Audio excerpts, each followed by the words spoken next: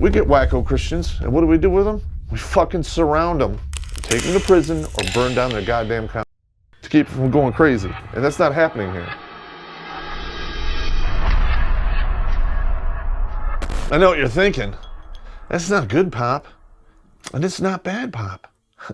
This is evil, Pop, because the subject here brought him out. I'm going to give you a terrorist 101 briefing, and I'm going to dumb it down for you. And when the news is that bad, time to bust out the liquid sleep. And with that being said, let's blow this fucker up. No pun intended. Edit that out.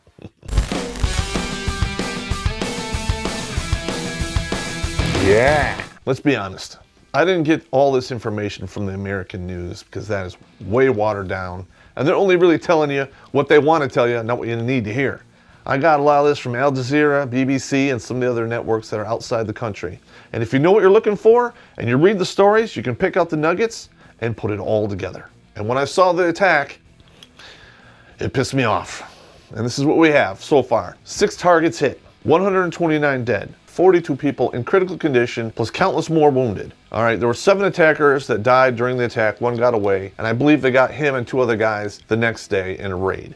1 to 3 terrorist cells participated in this attack. There were 20 plus or minus 5 active shooters, active participants. For that many people, you need to have a big support base, so you have 3 times that amount of active supporters. For all of that shit to get into Paris, it had to come from somewhere, so guess what? They received support from other terrorist cells all across Europe. They were saying that they found syringes and other objects. When I heard it, I'm like, it's probably a binary explosive made from something that you can get locally without attracting a lot of attention. And I'm not going to tell you what the components are, but it's only good for roughly 72 hours before it goes inert, so it has to be used relatively quickly. So that tells me there was a professional bomb builder there, involved in some way, shape, or form, and I bet you he's out of the country and they haven't caught him. Somebody who reading plans on the internet, first time out, is not going to be able to build that kind of stuff. It's just not going to happen. It takes practice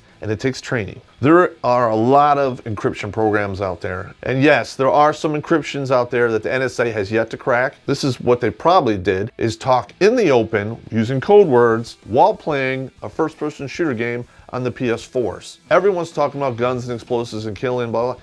Nobody's monitoring that. There were other weapons found in some of the attacked vehicles. That tells me that not everyone showed up for the party. Some people either didn't get the coordination right, or they chickened out. They probably executed this mission with 70% strength. 129 people killed is terrible.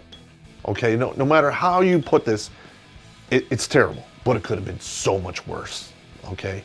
Because some of the descriptions of the weapons that they found, they didn't even use their most casualty-producing weapons to do this attack. Also, another thing Paris had in its favor was inexperience. A lot of the guys detonated too early, or they weren't effective at what they were doing. If they were experienced, it would have been so much worse. And also, on a side note, you have to know that everything that happened was filmed. It's going up their chain so they can plan and do it better next time. Isn't that scary? That's scary. Now that we talked about Paris and what happened, now we're going to go to the other board. We're going to talk about Terrorism 101 on how it happened. Normally, a Terrorism 101 brief takes a couple hours to go through the whole thing. It's boring as shit.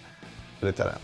But I'm going to water this whole thing down so anyone can understand how this works in probably less than 12 minutes. Hey, we're only watering down the briefing, not the liquid sleep. Oh, and I need some more. All right, here we have a terrorist network. At the top, you have the leader. Next to him, you have people doing the propaganda, people doing the intel gathering. Here's the real scary part here, all right? And this is where this differs from guerrilla warfare.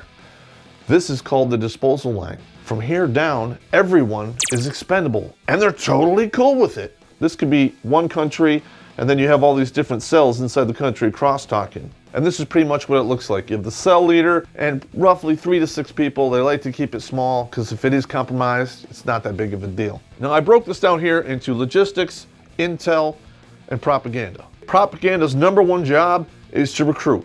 They film everything. It'll show up on the internet to recruit more disillusioned individuals into their organization. Next, we come to intel. These guys are excellent at forging documents. They even counterfeit money, even though that does attract attention because we're getting better at detecting it since we changed our $100 bill.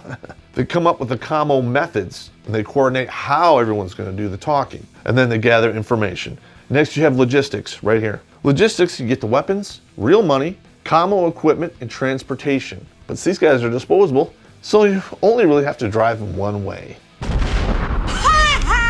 Now, the regular activities of these terrorist groups are as follows. Funding.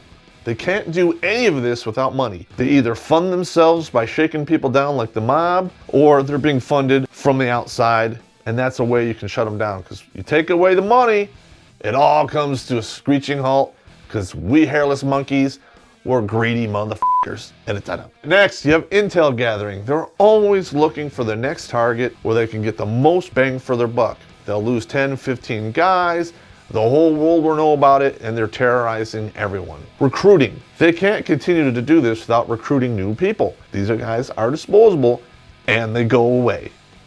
Usually in a big pink mist, but silence! I kill you! Next thing they do, and this is big, they rehearse. I can guarantee you, if they're looking at security footage for the places that were attacked, and they go back 10 or 15 days, I bet you 10 to 1 that most of those guys showed up and rehearsed what they were gonna do. They were unarmed, nobody brought any attention to them, but they were there. After they do all their rehearsals, they do the operational attack, either indirect or direct. Indirect methods are like bomb setters, like what happened at the Boston Marathon. Direct is what happened in Paris. That's where they take their masks off, pull out their guns, they go full retard until they're killed. That's basically how that works.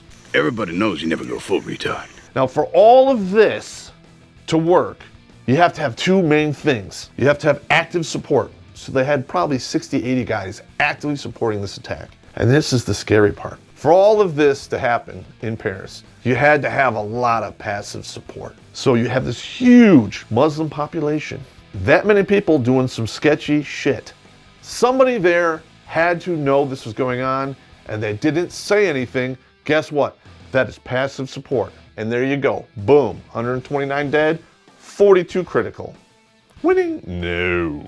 I'm going to tell you right now, here in America, we have Dearborn, the largest population of Middle Eastern people outside the Middle East. Same shit's going to happen here. I'm just predicting it now. There's 10,000 Syrians trying to get in the country of the United States. We might want to turn them away. Just saying. And all the liberals out there are going to be like, oh, you can't turn away refugees. That's what America was built on. You know what I say? Let's put this into perspective. I've been watching a lot of the Twitter feeds and Facebook postings about the Pilgrims and the Indians. And if the Indians didn't welcome the Pilgrims, where would we be today? That worked out real well for the Indians now, didn't it? Maybe that one was a little too old. Let's do something more current. World War II. 5 to 8% of the population were fierce Nazis. And look what that did. Millions of people marched to their death, including 6 million Jews. I'm gonna throw this out there to you liberal tards out there who like to paint everyone in the United States in these huge, broad strokes. All men are potential rapists. All gamers are misogynistic pigs. All cops are murderers that just want to shoot black people. Why is it okay to call all the gamers misogynists and all men rapists? But when it comes to people with a burqa, with darker skin, we gotta break it down to little details because they're not all like that. Bottom line, you're the idiots. And you're the reason this is gonna happen because you are the passive support in this country. And if you have a problem with that, guess what? You can suck my cisgender dick. Winning? No. This is some scary ass shit, and it's coming ashore here in America. And there you have it. Terrorism 101, the Paris attacks. And if you didn't like it, comments below, you know the drill. Hey, while you're at it, if you have any spare change in your pockets, check out our Patreon and PayPal links and send us some money because you're not sending it to homeless vets. Oh, wait a minute. I was once homeless too. And all you people out there who are screaming about the homeless veterans, you didn't really give a damn about them either before the refugees showed up. And for you people who are screaming at the people who didn't give a damn, neither did you. Wah, redundant. And while we're at it, please hit the subscribe button. Because you know what? I need your active and passive support because it pays for my liquid sleep.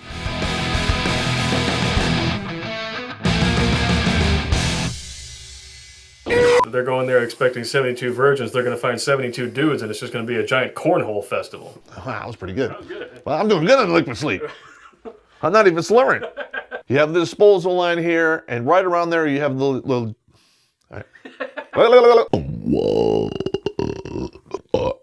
This is not pretty. This is going to get way uglier. Syrian refugees, yeah. Wait, there's terrorists in there? No.